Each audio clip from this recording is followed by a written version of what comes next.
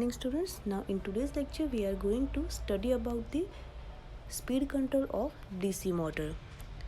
Now first of all factors affecting the speed of DC motor, यानी कि DC motor की speed को vary करने के लिए कौन कौन से फैक्टर्स है जिसकी हेल्प से हम DC मोटर की स्पीड को वैरी कर सकते हैं। तो उसमें मेन 3 फैक्टर है। उसमें फर्स्ट वन है फ्लक्स, यानी कि अगर फ्लक्स को वैरी किया जाए तो मोटर की स्पीड को हम चेंज कर सकते हैं। सेकंड वन है वोल्टेज अक्रॉस द कैपेसिटर, यानी कि आर्मेचर के अक्रॉस जो वोल्टेज होता है उसको वैरी करके भी स्पीड कंट्रोल किया जा सकता है। एंड थर्ड वन है अप्लाइड वोल्टेज, यानी कि जो अप्लाइड वोल्टेज है उसको भी चेंज करके मोटर की स्पीड को इंक्रीज़ या डिक्रीज़ किया जाता है। अब ये जो 3 फैक्टर्स है उसके ऊपर से टोटल 3 मेथड्स है स्पीड कंट्रोल की, यानी कि DC shunt motor and DC series motor. दोनों मोटर में डिफरेंट मेथड्स है जिसको हम यूज़ कर सकते हैं। Now depending upon this factors the various methods of speed control are, यानी कि जो फैक्टर्स है 3 मेन फैक्टर, उसके हिसाब से जो स्पीड कंट्रोल मेथड्स है उसमें जो फर्स्ट मेथड है उसमें जो फ्लक्स होता है उसको चेंज किया जाता है, यानी कि फ्लक्स को वैरी करके स्पीड को वैरी किया जा सकता है। जो सेकंड मेथड है उसके अंदर जो आर्मेचर होता है उसका जो रेजिस्टेंस होता है उसको चेंज करके स्पीड को वैरी किया जा सकता है। एंड थर्ड वन है कि जिसमें जो अप्लाइड वोल्टेज है उसको चेंज करके स्पीड को वैरी किया जा सकता है। एंड वो जो मेथड है उसको वोल्टेज कंट्रोल मेथड कहा जाता है। Now speed control of DC shunt motor. अब डीसी शंट मोटर की जो स्पीड कंट्रोल मेथड है उसमें सबसे फर्स्ट मेथड है वो है फ्लक्स कंट्रोल मेथड। अब जो फ्लक्स कंट्रोल मेथड जो है इसके अंदर आप डायग्राम में देख सकते हो। डायग्राम में आर्मेचर और फील्ड दिखाया गया है। फील्ड के साथ में एक रेजिस्टेंस को सीरीज़ में कनेक्ट किया गया है, यानी कि variable resistor is connected in series with the shunt field winding. जो शंट फील्ड वाइंडिंग होते हैं उसके साथ सीरीज़ में वेरिएबल रजिस्टर को कनेक्ट किया जाता है। तो इसकी वजह से जो फील्ड करंट होगा वो डिक्रीज़ होगा, एंड फील्ड करंट डिक्रीज़ होगा तो उसकी वजह से फ्लक्स भी रिड्यूस होगा, क्योंकि जो करंट होता है IF यानी कि field current is directly proportional to flux, यानी कि करंट की वैल्यू कम होगी तो उसकी वजह से फ्लक्स की वैल्यू भी कम होगी, एंड फ्लक्स की वैल्यू कम होगी तो उसकी वजह से स्पीड होती है वो इंक्रीज़ होगी, क्योंकि N is proportional to EB/phi, यानी कि स्पीड है वो फ्लक्स से इन्वर्सली प्रोपोर्शनल में काम करता है। Now the advantages of the flux control method. So इसका मेन एडवांटेज है कि ये जो मेथड है वो सिंपल मेथड है। नाउ डिसएडवांटेजेस, सो इन डिसएडवांटेजेस कि यहाँ पे जो फील्ड वाइंडिंग होते हैं उसके साथ रजिस्टर को कनेक्ट किया जाता है तो इसकी वजह से पावर लॉस होता है।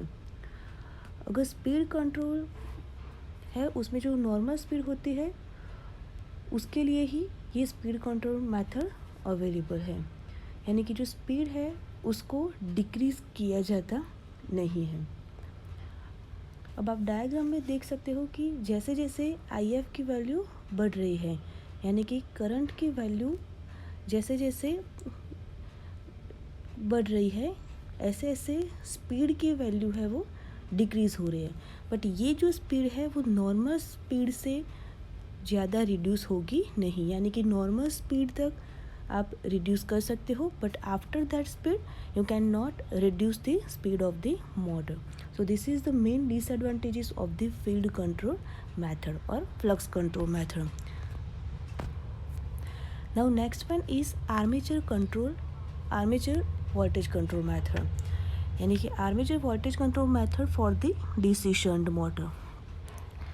सो in this method a variable resistance is connected in series with the armature, यानी कि जो आर्मेचर होता है मोटर का उसके साथ में वेरिएबल रेजिस्टेंस को सीरीज में कनेक्ट किया जाता है। अब जब भी रेजिस्टेंस को आर्मेचर के साथ कनेक्ट किया जाता है तो इसकी वजह से जो रेजिस्टर है उसके अक्रॉस वोल्टेज ड्रॉप मिलेगा, तो इसकी वजह से जो आर्मेचर को वोल्टेज मिलेगा वो रिड्यूस होगा, यानी कि the voltage available to the armature decreases. And because of that the speed of the motor reduces, यानी कि आर्मेचर को वोल्टेज कम मिलेगा तो उसकी वजह से जो स्पीड है वो डिक्रीज होगी. तो this is the armature control method of the DC shunt motor. अब आप डायग्राम में देख सकते हो कि जैसे जैसे वोल्टेज की वैल्यू बढ़ रही है ऐसे ऐसे दोनों के बीच का जो रिलेशन है वो लीनियर रिलेशन है, यानी कि वोल्टेज बढ़ेगा तो स्पीड बढ़ेगी. Now the advantage is this method is very simple and the disadvantage is कि जो स्पीड कंट्रोल है वो नॉर्मल स्पीड से बिलो यूज़ नहीं कर सकते, यानी कि speed control only below normal is possible. So there is here also we insert resistance and because of that power loss will be there and so that efficiency is reduced, यानी कि efficiency decrease होगी and the output power also reduces. So this is the armature voltage control method for DC shunt motor. Now third method is the Wall-Leonard system of speed control, जिसको हम voltage control method भी बोल सकते हैं. So ये जो method है is mostly used for the elevators, hoists and main drive in steel mills. ना जो वॉल-लियोनार्ड मेथड होता है इसमें कंस्ट्रक्शन आप देख सकते हो, उसमें जो इंडक्शन मोटर रहती है वो जनरेटर को ड्राइव करती है. अब जो इंडक्शन मोटर है वो 3 फेज इंडक्शन मोटर है, वो डीसी शंट जनरेटर को ड्राइव करते हैं. जो जनरेटर वोल्टेज जनरेट करता है उसको मोटर को दिया जाता है, यानी कि जो मोटर का स्पीड कंट्रोल करना है उस मोटर के आर्मेचर को जनरेटेड वोल्टेज होते हैं उसको दिया जाता है. यहाँ पे जो इंडक्शन मोटर होगी वो एक्साइटर को भी ड्राइव करेगी. अब जो एक्साइटर है उसका मेन फंक्शन क्या है, तो जो एक्साइटर है वो डीसी सप्लाई को जनरेट करेगा एंड ये जो डीसी सप्लाई जनरेट होगा वो जनरेटर के एंड मोटर की जो फील्ड वाइंडिंग है उसको फीड किया जाता है. अब यहाँ पे जो मोटर के फील्ड वाइंडिंग होते हैं उसको कांस्टेंट डीसी वोल्टेज दिया जाता है, जबकि जो जनरेटर के फील्ड वाइंडिंग होते हैं उसको पोटेंशियल डिवाइडर अरेंजमेंट की हेल्प से वाइड किया जाता है. अब ये जो अरेंजमेंट होते हैं उसमें जो फील्ड करंट होता है उसको हम चेंज कर सकते हैं, यानी कि we can change the value of the field current in magnitude and direction. So because of that we can reverse the direction of rotation of the motor also, यानी कि करंट की डायरेक्शन हम change कर सकते हैं, उसका magnitude change कर सकते हैं, तो उसकी वजह से जो मोटर का रोटेशन होता है वो भी चेंज किया जा सकता है. अब जब भी जनरेटर का फील्ड करंट होगा वो चेंज होगा तो उसकी वजह से फ्लक्स चेंज होगा, क्योंकि करंट होता है it is directly proportional to the flux, यानी कि करंट चेंज होगा तो उसकी वजह से फ्लक्स चेंज होगा एंड फ्लक्स चेंज होगा तो उसकी वजह से इंड्यूस्ड ईएमएफ ई होगा वो भी चेंज होगा and induced EMF E change होगा तो उसकी वजह से टर्मिनल वोल्टेज हो गए जनरेटर के वो चेंज हो गए. ये जो चेंजिंग जनरेटेड वोल्टेज है, जनरेटर की जो चेंज हो रहे हैं वोल्टेज, उसको बाद में मोटर का जो आर्मेचर होता है उसको दिया जाता है and in this way speed control of motor can be done. तो ये जो मेथड है उसको वॉल-लियोनार्ड मेथड बोला जाता है. अब यहाँ पे जो आर्मेचर होता है उसका जो वोल्टेज है उसको हम वेरी कर रहे हैं, तो इसके लिए इसको वोल्टेज कंट्रोल मेथड भी बोला जाता है. तो this is the Ward Leonard method और voltage control method of DC shunt motor. Now we see the speed control of DC series motor, यानी कि DC सीरीज़ मोटर की जो स्पीड कंट्रोल मेथड्स है उसके बारे में स्टडी करेंगे. सो उसमें सबसे पहले है फ्लक्स कंट्रोल मेथड. तो जो फ्लक्स कंट्रोल मेथड होती है उसके अंदर जो फील्ड वाइंडिंग होते हैं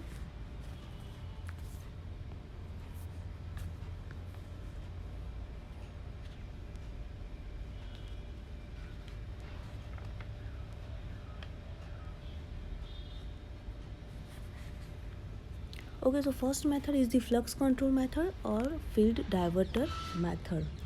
सो ये जो मेथड होती है उसके अंदर एक वेरिएबल रजिस्टर होता है जिसको फील्ड वाइंडिंग के साथ पैरेलल में कनेक्ट किया जाता है।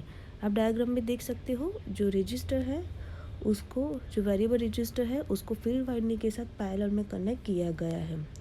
अब यहाँ पे पैरेलल कॉम्बिनेशन होगा तो उसकी वजह से जो फील्ड करंट होगा वो डिवाइड होगा, यानी कि कुछ करंट होगा वो फील्ड वाइंडिंग में से फ्लो होगा, जबकि बाकी का जो थोड़ा बहुत करंट होगा वो वेरिएबल रजिस्टर में से फ्लो होगा, यानी कि some field current is diverted.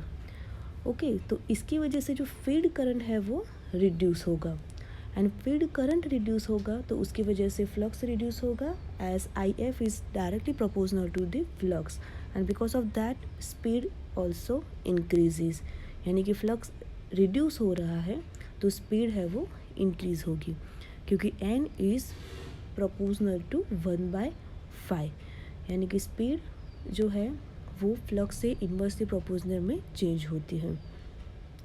यहाँ पे स्पीड को अगर चेंज करना है तो जो रेजिस्टेंस है उसकी वैल्यू चेंज करके भी स्पीड की वैल्यू चेंज की जा सकती है।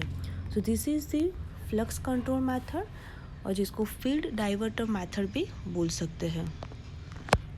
Now second is the armature diverter method. So armature diverter method में भी जैसे फील्ड डाइवर्टर मेथड में फील्ड के साथ हमने पैरेलल में रजिस्टर कनेक्ट किया था, उसी तरह आर्मेचर के साथ पैरेलल में वेरिएबल रजिस्टर को कनेक्ट किया जाता है। अब यहाँ पे अगर टॉर्क को कांस्टेंट ले हम तो जो आर्मेचर करंट होता है वो रिड्यूस होता है, क्योंकि डाइवर्टर दिया हुआ है तो इसकी वजह से जो करंट है वो डिक्रीज होगा। Now the equation for the torque, यानी कि torque is proportional to phi into I A. Okay, यानी कि यहाँ पे अगर हम टॉर्क को कांस्टेंट ले रहे हैं तो आई ए की वैल्यू डिक्रीज हो रही है, तो जो फ्लक्स की वैल्यू है उसको इंक्रीज होना पड़ेगा to keep torque constant. Okay, यानी कि फ्लक्स की वैल्यू इंक्रीज होगी, फ्लक्स की वैल्यू इंक्रीज होगी तो उसकी वजह से जो मोटर है it will draw more current from the supply, यानी कि सप्लाई में से वो ज़्यादा करंट को खींचेगा, एंड इसकी वजह से जो इंक्रीज्ड वैल्यू मिलेगी करंट की वो सीरीज फील्ड वाइंडिंग में से फ्लो होगी, तो उसकी वजह से फ्लक्स होगा वो इंक्रीज़ होगा एंड जो स्पीड होगी वो डिक्रीज़ होगी। अब यहाँ पे अगर स्पीड को वेरी करना है तो इसके लिए जो डाइवर्टर रेजिस्टेंस है जिसको आर्मेचर के साथ पैरेलल में कनेक्ट किया है उसकी वैल्यू चेंज करके स्पीड को चेंज किया जाता है। तो this is the armature diverter method of the DC series motor. Now third one is the tapped field method. So now in tapped field method जो नंबर ऑफ टर्न्स होते हैं field winding उसको change करके flux में variation लाया जाता है, and flux में वेरिएशन लाके स्पीड को कंट्रोल किया जाता है। यानी कि जो फील्ड डायग्राम में आप देख सकते हो जो फील्ड वाइंडिंग है उसमें से टैपिंग्स लिए गए हैं जो 1 2 3 4 नंबर से दिखाए गए हैं। अब यहाँ पे नंबर ऑफ टर्न्स जो है फील्ड वाइंडिंग के वो रिड्यूस्ड हो गए टैपिंग की वजह से, तो उसकी वजह से जो एम्पियर टर्न है वो डिक्रीज़ हो गए, एंड एम्पियर टर्न्स डिक्रीज़ हो गए उसकी वजह से फ्लक्स की वैल्यू है वो डिक्रीज़ होगी, and because of that the speed increase as the value of the flux decreases, so the value of the speed increases. Now आप देख सकते हो in diagram at tapping 1 normal speed is obtained. Now for after that tappings यानी कि 2 3 4 speed will be increased.